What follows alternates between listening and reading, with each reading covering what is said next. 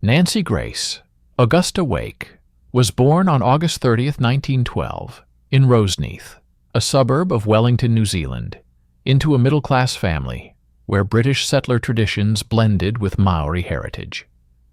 She was the youngest of 6 children. Her older siblings, Ella, Charles, George, Sydney, and Florence, were born at intervals of 2 to 3 years, and Nancy arrived after the family's move from England. Her father, Charles Augustus Wake, worked as a clerk in the port, earning about £200 a year, while her mother, Ella Wake, née Rosier, originally from Cornwall, managed the household in a small 4-room house with walls papered in a rose-patterned design.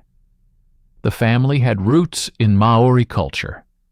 Nancy's great-grandmother, Puharewa, belonged to the Ngati Mahanga Iwi and was one of the first Maori women to marry a European in 1850, adding a touch of exoticism to daily life. In 1914, when World War I began, the family moved to Sydney, Australia, to the North Sydney district, where her father found work in the docks, and her mother sewed lingerie for neighbors to cover rent costs. 10 shillings a week. Charles Wake returned to New Zealand a year later, leaving his wife to raise the children alone. He went to a farm in Wellington, working as a shepherd, and contact with the family was cut off, making Ella the head of the household, where 6 children slept in 2 rooms. Nancy, at 2 years old, already showed stubbornness. She refused to eat porridge, demanding fruit instead, and according to her sister Florence's recollections, bit the nanny's hand when she tried to rock her to sleep. In Sydney, the family lived in a wooden cottage on Esplanade Road, where Nancy played with neighborhood children in the park, collecting shells by the harbor, and attended the local school with about 100 students, where lessons were conducted in English with an emphasis on discipline. Nancy's childhood unfolded amid economic hardships. The Great Depression of the 1920s hit Australia hard, with unemployment reaching 20%, and her mother Ella took on cleaning jobs at the Cousins Hotel, earning 5 shillings a day to buy milk and bread for the family. From the age of 4, Nancy helped around the house, washing dishes in a tub of cold water and laundering clothes in a washtub, where her fingers froze red. At North Sydney Household Art School, starting at 9, she studied domestic sciences, sewing, cooking, and hygiene, with classes of 30 girls and teachers in white aprons teaching basket weaving and potato soup preparation. Nancy stood out for her rebelliousness. At 11, she fought a boy for pushing her sister and received a reprimand from the principal, but refused to apologize, saying he deserved it. By 14, she had read every book in the school library, about 200 volumes, including Dumas' The Three Musketeers and Bronte's Jane Eyre, and dreamed of adventures, drawing maps of imaginary islands on scraps of paper. In 1926, at 14, Nancy ran away from home after an argument with her mother over a late return from a walk. She took 10 pence from the piggy bank and went to Melbourne, where she lived with an aunt, working as a dishwasher in a cafe for 3 shillings a week, washing plates for 12 hours a day. After 3 months, her mother found her through the police, and Nancy returned, but the incident solidified her independence. She began working as a waitress in Sydney, earning 4 shillings per shift, and saved for a ticket to Europe. In 1928, at 16, Nancy inherited £200 from an aunt, a sum equal to a worker's annual salary, and decided to go to Europe to become a journalist, inspired by reports of fascism in the newspapers. She sailed from Sydney on the steamer Orange Medan to London, where she spent 3 months living in a boarding house for 5 shillings a week and attending shorthand courses at the School of Commerce. She then moved to New York on the Aquitania, working as a nurse at Bellevue Hospital for $10 a week and taking English courses at Columbia University, where auditoriums held 50 students. In New York, she saw skyscrapers and Broadway shows, but grew bored with routine, and in 1929 returned to Europe, settling in Paris on Montparnasse, in a room for 100 francs a month. There, Nancy got a job as a correspondent for Hearst newspapers, starting with fashion reports, but quickly shifting to politics. She covered strikes in Lyon and interviews with socialists. In 1933, at 21, she visited Vienna and witnessed Nazi pogroms. She saw stormtroopers beating Jews with clubs on Stephansplatz streets and wrote the article Shadows in Austria, published in the Chicago Tribune, with a print run of 50,000 copies. These events solidified her anti-fascist views. Nancy said, "I saw them breaking lives and decided I wouldn't stand by." In Paris, she lived in an apartment on Rue de la Paix, overlooking the Seine, where evenings were spent in the Fleur Café chatting with expats like Hemingway, and she learned French to fluency, reading Figaro and Le Monde. In 1937, at 25, Nancy met Henri Edmond Fiocca, a French industrialist and shipping company owner in Marseille, aged 39, at a social reception in the Negresco Hotel in Nice. Henri, a tall brunette with a mustache, managed a fleet of 10 trucks transporting wine and olives across the Mediterranean, earning 50,000 francs a year.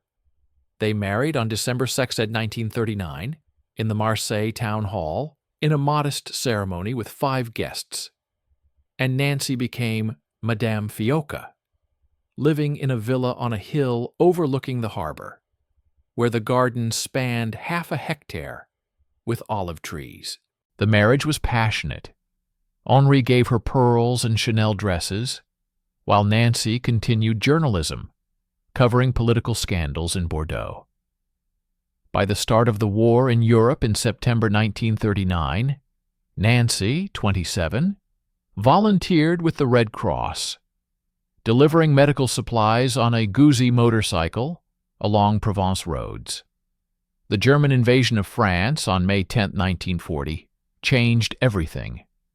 Marseille filled with refugees, about 50,000 people a week, and Nancy organized a soup kitchen for 500 servings a day in the port. Henri, mobilized into the army, served in logistics, while Nancy witnessed bombings. In June, 300 shells exploded over the city, destroying docks across 1,000 square meters. After France's surrender on June 22, 1940, Nancy refused evacuation. "I'm not leaving France to those bastards," she told Henri, and began helping British pilots shot down over the Channel, hiding them in the villa's basement. The Pat O'Leary Escape Network, led by Captain Ian Garrow and later Albert Gaurice, formed in late 1940. It was a chain of 100 people, from farmers to smugglers, helping Allies cross the Pyrenees into Spain. Nancy joined in November, becoming a courier. She traveled by train from Marseille to Toulouse with false documents, carrying maps and radio transmissions in a bag under the seat. Her first mission, escorting 9 RAF pilots across the border, took place in December. She hired a mule for 50 francs and led the group along a 20-kilometer trail where snow reached knee-deep, and one pilot broke his ankle, whom she carried on her back for 2 hours. The Gestapo began the hunt. In January 1941, they arrested a courier in Lyon, and Nancy, warned, changed routes, using Marseille's sewers for secret meetings. By summer 1941, she coordinated the evacuation of 35 people a month, including Americans after Pearl Harbor, and learned codes. White Mouse, her Gestapo nickname for slipping away like a mouse in a hole. The reward for her head rose to 5 million francs, a sum equal to a colonel's salary for 10 years, and the Gestapo tapped her phone, intercepting letters. In one, Henri wrote, "You're risking your life, but I'm proud." Nancy replied, "Women shouldn't just knit scarves for soldiers." In 1942, after Operation Torch in November, the Wehrmacht occupied Vichy. Soldiers in gray uniforms patrolled Marseille, and Nancy hid weapons in a double-bottom suitcase, transporting 10 Colt pistols at a time. The network's betrayal in August, Guéris arrested, and Nancy fled. Leaving Henri, he was captured, tortured, and executed in February 1943. But she learned of it only after the war. Nancy's escape in 1943 became legend. In March, she was arrested in Toulouse with a group of refugees, 1,000 people in cattle cars. But Guéris, from prison, claimed she was his mistress, and she was released after 4 days. She crossed the Pyrenees in April, a 100-kilometer trail with passes at 3,000 meters, where temperatures were -5 degrees, and the Basque guide Pedro carried her through a river waist-deep in water. In Spain, Franco's police detained her for 2 days, but the British consul in Barcelona ransomed her for $500, and she sailed to England on the Sobieski, a ship for 500 passengers. In London in June 1943, Nancy joined the Special Operations Executive, SOE, under the code name Helen, and underwent training in Scotland. Parachute preparation at Ringway, 5 jumps from 500 meters, where she broke her ankle on the first but continued. Sabotage courses in Winchester, learning to blow bridges with 100 grams of dynamite each, and hand-to-hand combat in Buckland, mastering judo, elbow strikes and holds, practicing on straw dummies for 8 hours a day.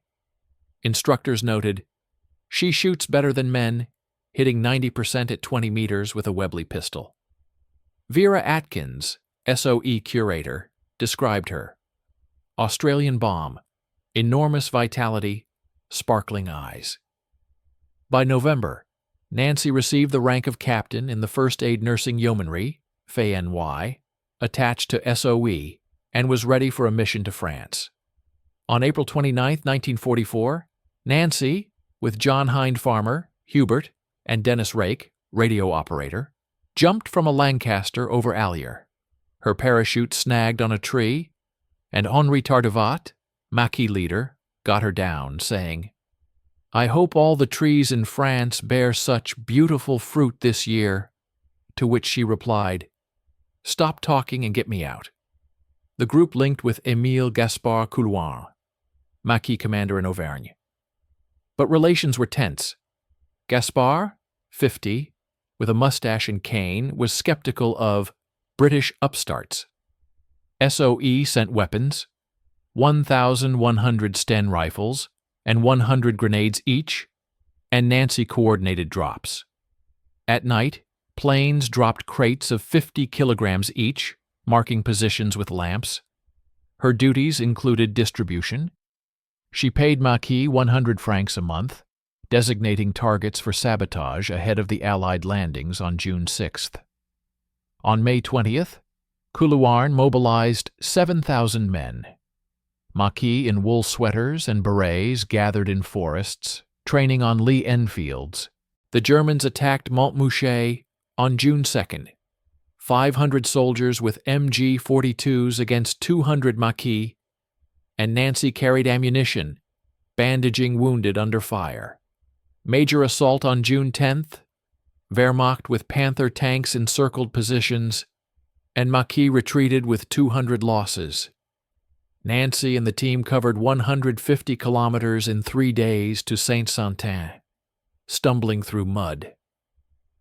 Rake's radio broke, and Nancy took a Raleigh bicycle and rode 500 kilometers in 72 hours to Châteauroux, renewing contact with London. Position under threat. Need ammunition. En route, she passed 5 patrols, posing as a peasant with a basket of eggs, and returned exhausted, but with orders to join Tardivat. In July 1944, Americans Riv Schley and John de Coverley Alsop arrived as instructors. They trained Maquis on Mills grenades and mortars, and Nancy organized night receptions, 10 planes dropping tons of weapons. With Tardivat, 40, pipe in teeth, she attacked convoys. In one raid near Montluçon, they blew up a munitions truck, the explosion killing 10 soldiers and destroying a 100-meter bridge. Nancy participated in the Gestapo raid in Montluçon. A group of 20 Maquis stormed at night, dynamiting archives with 200 grams each, and, by her account, killed 38 Germans. She fired her Sten in 10-round bursts, covering the retreat. In another incident, Maquis captured 3 women accused of prostitution, but Nancy interrogated them. 2 were innocent. She gave them clothes and released them. The 3rd was a spy. Nancy made the Maquis shoot her, standing by as she screamed, "Sieg Heil," and stripped naked. Nancy said, "I don't regret it. She would have killed us all." Another case. During a sentry post raid, she killed an SS sentry barehanded. A SOE trained judo neck strike to avoid raising the alarm. In 1990's interviews, she said, "I practiced that strike, and it worked. Crack. And done. I was surprised." After Operation Dragoon, on August 15th, the Provence landing with 500,000 soldiers, Maquis pursued the retreating. Nancy coordinated ambushes, derailing fuel trains, with 1,000 liters of kerosene explosions each. Tardivat lost a leg in battle, and Nancy evacuated him by cart under fire. In September in Vichy, at a victory celebration, she learned of Henri's death. Gestapo tortured him with electricity and executed him. Nancy cried for an hour but said, "It's my fault. I left." The group returned to Britain in October, and Nancy took a week's leave in London, drinking gin at the Savoy. After the war, Nancy worked in Air Ministry intelligence. From 1945 to 1947, she was an attaché in Paris and Prague embassies, analyzing reports on Soviet agents, 100 documents a week, and traveled to Berlin for defector interrogations. In 1949, she returned to Australia and ran for federal parliament as a Liberal Party candidate in Barton against Herbert Evatt. The campaign lasted 3 months with 500-person rallies, and she polled 13%, losing with 53.2% to Evatt. In 1951, she tried again, lost by 250 votes, but increased the swing by 6.9%. Nancy moved to England, working as an intelligence officer in Whitehall until 1957. She oversaw 50 spy cases, including NATO leaks. In December, she married John Forward, an RAF officer aged 40, and they relocated to Australia in the early 1960s, where John served in the Air Force and Nancy kept house in Sydney. In 1966, she ran in Kingsford Smith, polled votes, increasing the swing by 6.9%, but lost to Daniel Curtin. Around 1985, they retired to Port Macquarie, a house with a half-hectare garden where Nancy planted roses and drank tea in the mornings. In 1985, her autobiography, The White Mouse, was published, print run 100,000 copies, detailing missions without embellishment. John died on August 19, 1997, after 40 years of marriage. No children, and Nancy sold her medals, saying, "They'll melt in hell. Why keep them?" In 2001, she made her last trip to London, living at the Stafford Hotel on Piccadilly, a former officers' club, where she drank gin and tonics and told stories to veterans. In 2003, she moved to the Royal Star and Garter home in Richmond, with 20 square-meter rooms, and celebrated her 90th birthday in 2012 with cake and champagne from staff.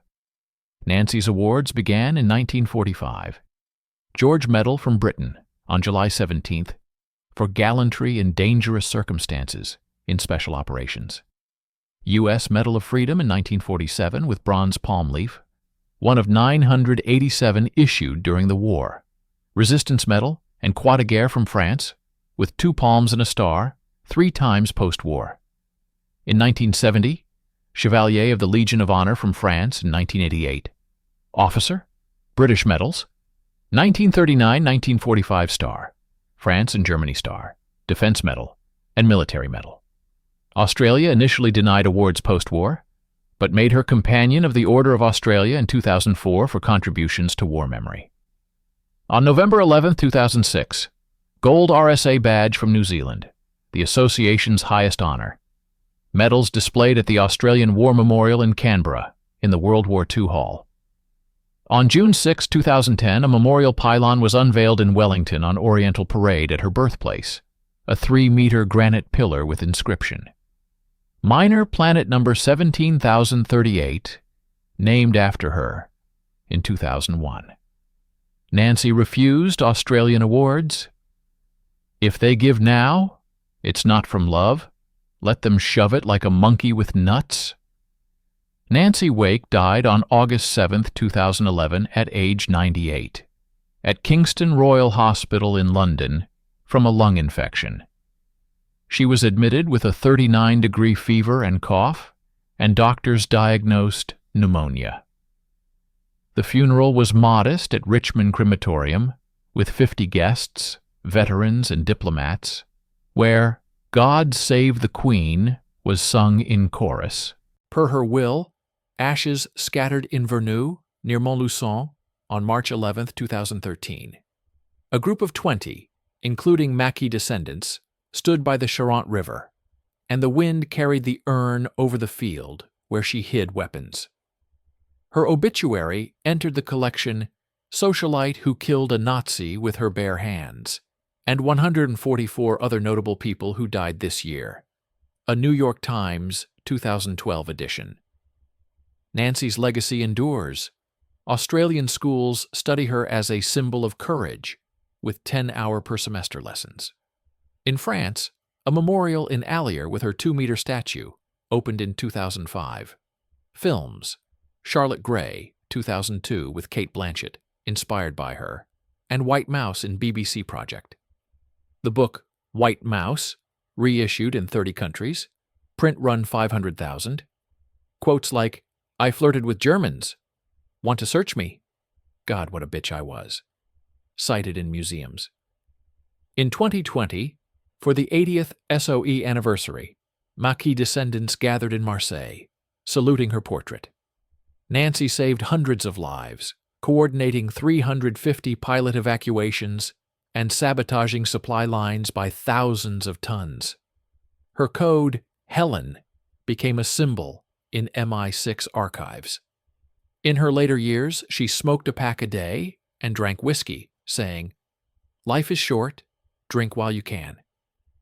Her story, in Yad Vashem databases, among 250 righteous, though she said, "I'm no saint, just hated the bastards."